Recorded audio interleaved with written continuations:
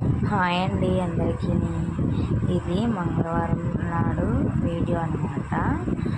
ఆ రోజు చేపలు వస్తాయి, మంగళవారం ఆదివారం వస్తాయి అనమాట మా విలేజ్లోకి. మీ విలేజ్లోకి కూడా ఇలాగా వీధికి తిప్పుతారో లేదో కామెంట్ చేయండి ఫ్రెండ్స్. మాకైతే ఇంటి ముందునే నుంచే వెళ్తారు. ఒక చేప తీసుకున్నాను అనమాట. మంగళవారం నేను నాన్ వెజ్ తిన్నాను అనమాట. మా హస్బెండ్కి మా బాబుకి ఒక చేపే తీసుకున్నాను, కానీ ఒక చేప 50 రూపీస్కి బాగానే ఉందండి.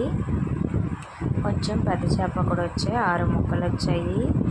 ఒక బుర్ర ఒక తొక్క వచ్చాయి అనమాట. 6 ముక్కలు వచ్చాయంటే పర్వాలేదండి, ఎక్కువ బాగానే ఉన్నట్టు అనమాట. ముందుగా చేపల్ని క్లీన్ చేసుకోవాలన్నమాట. చిటికెడు పసుపు ఉప్పు గల్లు వేసుకొని బాగా కలుపుకోవాలండి.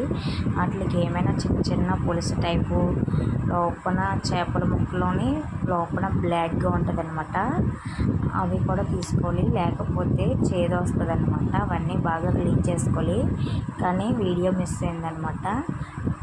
2-3 సార్లు బాగా క్లీన్ చేసుకోవాలి. క్లీన్ చేసుకున్న తర్వాత ఫ్రైకి అని చెప్పేసి ఉప్పు, కారం, అల్లం వెల్లుల్లి పేస్టు, చిన్నది గరం మసాలా వేసుకొని ఫ్రై చేసుకోవాలన్నమాట. నెక్స్ట్ పులుసుకి అని చెప్పేసి బుర్ర తోక చిన్న ఒక ముక్క వేసి బాగా ఉప్పు కారం వేసి కలిపినమాట. నీసు వాసన రాకుండా, స్మెల్ అది రాకుండా ఇవన్నీ చేసుకోవాలన్నమాట.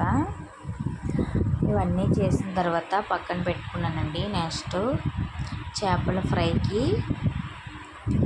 కళాయి వేసుకున్నాను అనమాట. ఇవి అరగంట సేపు పక్కన పెట్టిన తర్వాత కళాయిలోని తగినంత ఆయిల్ పోసుకోవాలండి. తగినంత ఆయిల్ పోసుకున్న తర్వాత నెక్స్ట్ చేపలు అవన్నీ మీకు ప్లేస్ తగ్గట్టుగా ముక్కలు వేసుకొని ఫ్రై చేసుకోవాలన్నమాట. ఫ్రీగా ఉడుకుతుందని చెప్పేసి నేను 3 ముక్కలు వేసుకొని ఫ్రై చేసుకున్నాను అనమాట. అటు ఇటు కూడా ఫ్రై చేసుకోవాలి, లేకపోతే బ్లాక్ అయిపోతుంది అనమాట. అలా తిప్పుతూనే ఉండాలి, లేకపోతే బ్లాక్ అయిపోతుంది అనమాట, మాడిపోతాయి. ఇలాగా చేపలు అన్నట్లు ఫ్రై చేసుకున్నానండి. కొత్తిమీరతో ఇలాగా డెకరేషన్ చేసి మా హస్బెండ్కి ఇచ్చాను అనమాట. టేస్ట్ అయితే చాలా బాగుందన్నారు. నెక్స్ట్ చేపల పులుసుకి కొత్తిమీర, ఉల్లిపాయలు, పచ్చిమిర్చి, టమాటాలు, చింతపండు నానబెట్టుకొని పక్కన పెట్టుకున్నానండి. చేపల నూనె ఎక్కువగా ఉందని చెప్పేసి వేరొక కళాయి పెట్టి తగినంత ఆయిల్ వేసి ఆనియన్స్, పచ్చిమిర్చి వేసి బాగా ఫ్రై చేశానండి.